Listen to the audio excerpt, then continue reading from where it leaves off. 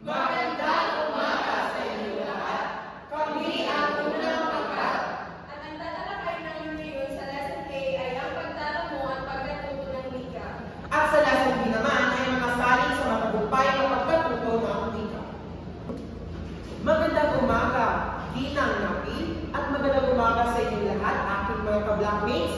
Ako si Vian Carlo Dizalado at ngayon ay papatuloy natin ang pag-discuss at pag-report sa lesson B na patungkol sa mga salin sa matagumpay na pagkatuto ng wika. So ang aking topic ko ay patungkol sa kung ano nga ba ang mga uri ng pag-aaral at mga gustong estratehiya sa pag-aaral.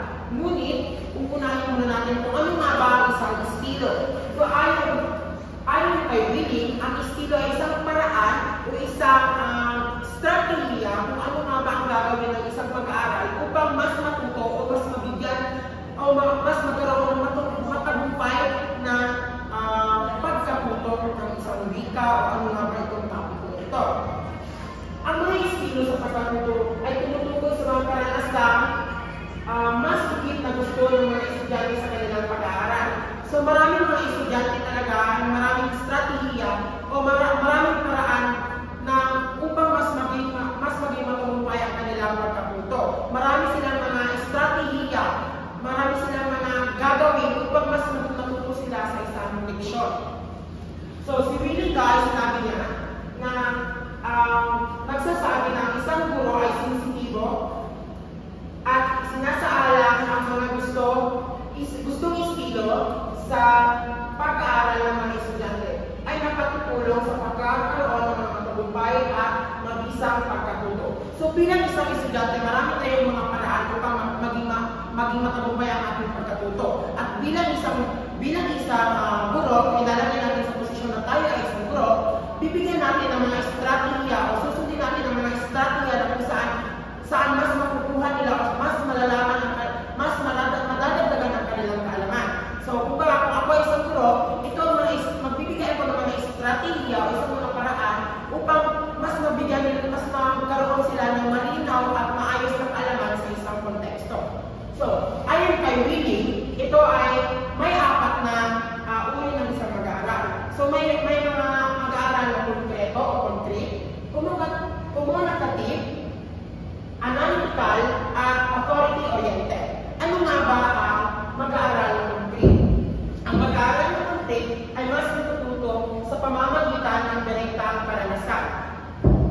So ang mga mag-aaral na concrete daw ay mas natututo sila kung may pinapakitang larawan o direktang karanasan. So katulad na lamang ng isang visual aid, katulad dito, mas nalalaman nila o mas nagkakaroon ng matagumpay na pagkatuto ng isang mag-aaral kung ang isang guro ay may visual aids, may television, gumagamit siya ng television o mga tutorial.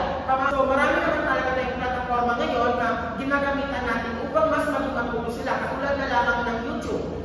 Gamit ito, marami mga tutorials o mga video na kung saan tinuturuan ang isang bata sa pamamagitan ng pagbibilang, pagsasalita. So, ayon kay Willing, ang isang konkretong mag-aaral ay mas nagbibigay kaalaman sa kanila kung may nakikita silang larawan o mas nahahawakan nila. So, katulad na lang ng visual aid, so isa ito sa mga paraan ng isang mag-aaral na mas maging matuto sila dahil nakikita nila ang isang bagay. So, katulad na lang din ng isang mag-aaral na gusto siyang matuto sa pamamagitan ng tutorials. So, kailangan natin gumawa tayo ng isang pamamaraan na gumawa ng cake. So, mas naiintindihan nila ang isang bagay kung nakikita nila ito kung paano ito gawin. So, ito ay tinatawag na mag-aaral ng concrete o sa madaling salita, mas nabibigyan kaalaman sa pamamagitan ng pagbibigay ng larawan. So, kung ako ay isang guro, magbibigay ako ng mga larawan, mga pisikal na gamit upang mas naiintindihan nila ang isang konteksto. So, naman ay magbibigay ako ng mga halimbawa, mga laro. So, ipapakita nila sa paglalaro ng isang patintero.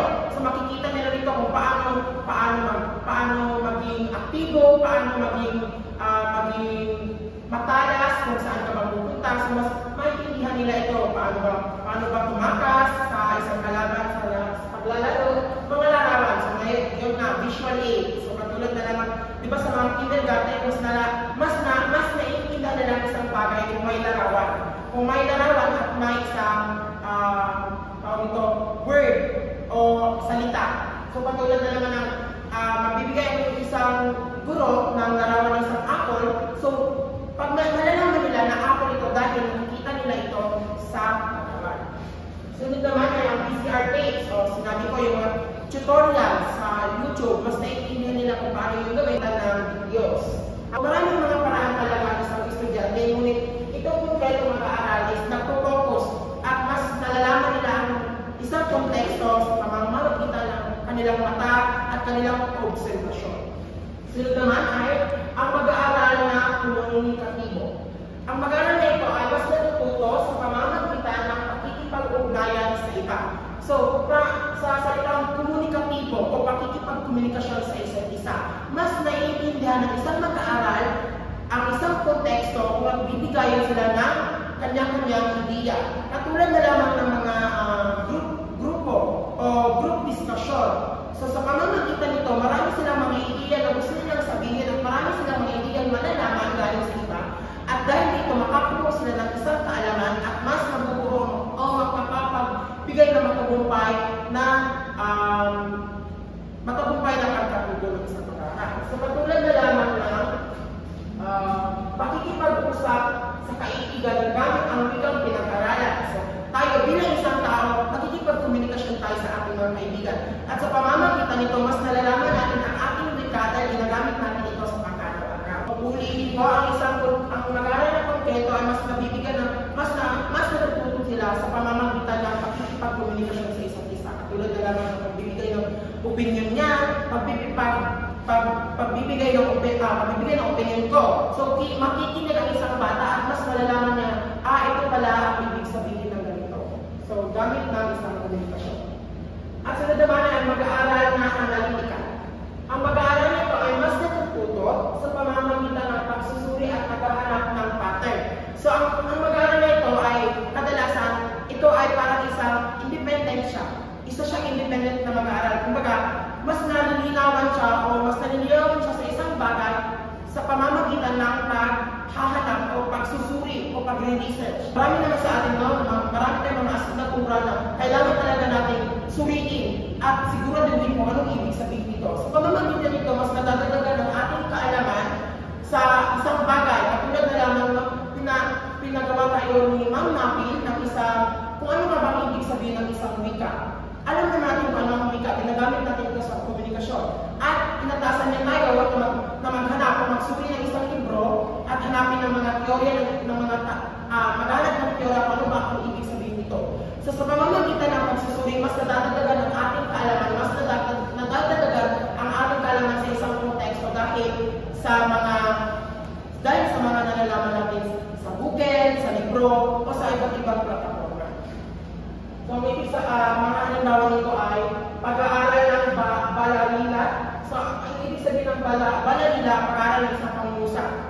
Pagbabasa ng mga pakayagan, ng mga libro, pag-aaral ng maraming aklat sa wika. So, at panguli ay pag-aaral at pagsusuri ng mga kamalian sa wika. So, marami talaga mga paraan ng isang estudyante para maging matuto. At isa ito ang analytical o ang pagsusuri. Sa pamamagitan ng pagsusuri. At ang panghuli ay ang mag-aaral na authority-oriented. So, ang ibig sabihin ko nito ay mas natututo sa pamamagitan ng pagturo ng isang guro.